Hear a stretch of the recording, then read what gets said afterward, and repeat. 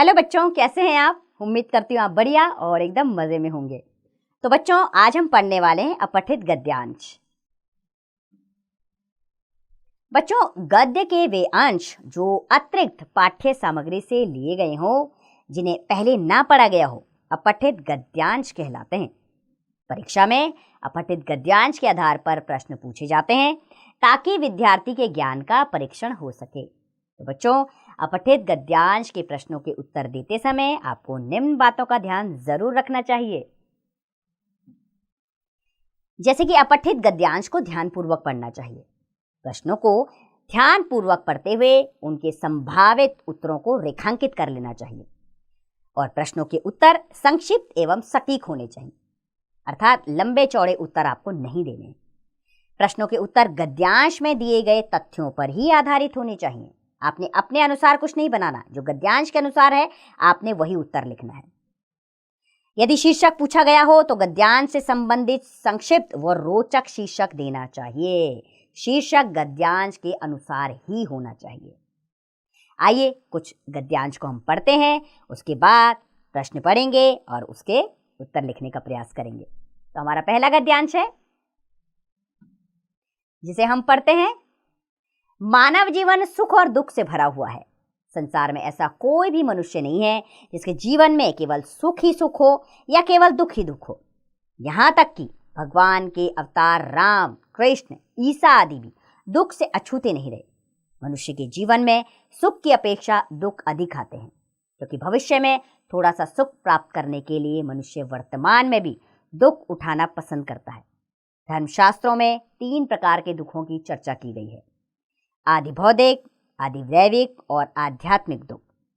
बाह्य प्रकृति से उत्पन्न बाढ़, अकाल, भूकंप आदि से होने वाले दुख आदि भौतिक कहलाते हैं। असमानता, अन्याय आदि सामाजिक बुराइयां आदि वैदिक दुख है और अनियंत्रित भावनाएं तथा कामनाएं हमारे आध्यात्मिक दुखों का कारण होती है। बच्चों, ये गद्यांश मैंने एक बार पढ़ा है, लेकिन आपने इसे 2-3 बार अवश्य पढ़ना है। उसके बाद आपने प्रश्न पढ़ने एक एक करके और उसका उत्तर गद्यांश के अंदर से ही देना है।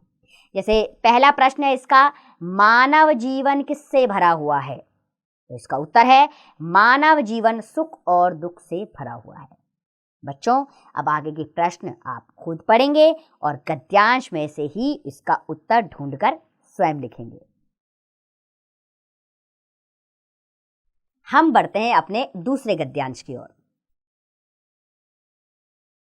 तो हमारा गद्यांश है, हमारे देश में सर्वप्रथम सन 1961 में कंप्यूटर आया था। तब से आज तक दूसरे सन्मुख देशों से बहुत अधिक कंप्यूटर हमारे देश में आए हैं और अब तक वे यहाँ बनाए भी जाने लगे हैं। जापान, रूस, ब्रिटेन आदि देशों से प्राप्त जानकारी हमारे लिए काफी लाभप्रद सिद्ध हुई है। विविध कार्यों के लिए कंप्यूटरों का सहारा लिया जा रहा है। बिजली के बिल, वेतन, टिकट वितरण, डाक छाटने, बैंकिंग, शिक्षा, मौसम की जानकारी, परिवहन व्यवस्था, व्यापार आदि अनेक कार्यों के लिए कंप्यूटर का उपयोग निरंतर बढ़ता जा रहा है। संघ लोक सेवा आयोग द्वारा तथा विभिन्न शिक्षा परिषदों में बैठने वाले सहस्त्रों लोगों की अंक तालिका, रोल नंबर आदि तैयार करना कंप्यूटर की वजह से ही सुसाध्य तथा संभव हो सका है। इसकी सहायता से पुस्तकें महीनों के स्थान पर दिनों में तैयार हो जाती है। अतः कंप्यूटर मानव के लिए बहुत लाभदायक सिद्ध हुआ है। अब 2-3 बार आप इस गद्यांश को पढ़ेंगे, फिर प्रश्नों के उत्तर देंगे। जैसे इसका पहला प्रश्न है, हमारे देश में सबसे पहला कंप्यूटर कब आया था? इसका उत्तर ये होगा कि हमारे देश में सबसे पहला कंप्यूटर सन 1961 में आया था। बस, अब इसके बाद बाकी के प्रश्न आप पढ़ें और उसका उत्तर गद्यांश में से ढूंढें। हम अपने अगले गद्यांश की ओर बढ़ते हैं। हमारा गद्यांश शुरू होता है कि एक बार हमारे देश के महान संत स्वामी रामतीर्थ जापान की यात्रा पर थे। वे रेल में यात्रा कर रहे थे। एक दिन ऐसा हुआ कि उन्हें खाने को फल नहीं मिले। उन दिनों फल ही उनका भोजन थे। गाड़ी एक स्टेशन पर ठहरी। वहां भी उन्होंने फलों की खोज की, पर उन्हें वहां भी अच्छे फल नहीं मिले। उनके मुंह से निकला, जापान में शायद अच्छे फल नहीं मिलते। एक जापानी युवक प्लेटफॉर्म पर खड़ा था। उसने ये शब्द सुन लिए। वह भाग कर गया और एक टोकरी ताज़ा फल ले आया। वह फल स्वामी जी को भेंट करते हुए उसने कहा, लीजिए, आपको फलों की जरूरत थी। स्वामी जी ने समझा कि यह कोई फल बेचने वाला है। उन्होंने युवक से दाम पूछे, पर उसने दाम लेने से मना कर दिया।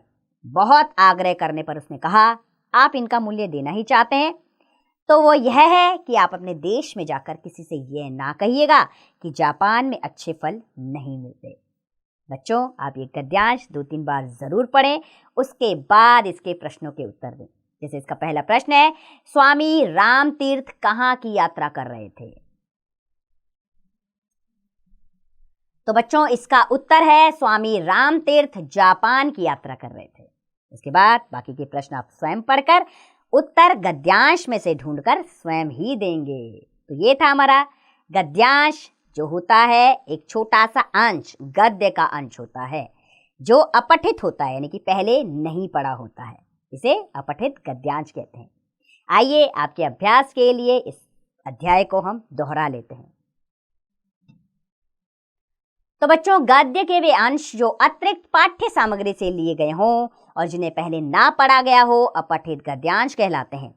प्रश्नों के उत्तर देते समय अपठित गद्यांश को ध्यानपूर्वक पढ़ना चाहिए। प्रश्नों के उत्तर गद्यांश में दिए गए तथ्यों पर ही आधारित होने चाहिए। तो मैं उम्मीद करती हूँ बच्चों, आपको अपठित गद्यांश अच्छे से समझ में आया होगा। याद रखिएगा, परीक्षा के दौरान आपने गद्यांश को 2 से 3 बार अवश्य ही पढ़ना है और गद्यांश के अंदर से ही प्रश्नों के उत्तर खोजने हैं। जैसा गद्यांश में दिया है आपने वही लिखना है। उम्मीद करती हूँ गद्यांश आपको अच्छे से समझ आया होगा। अब इसका अभ्यास कार्य आप स्वयं कीजिए।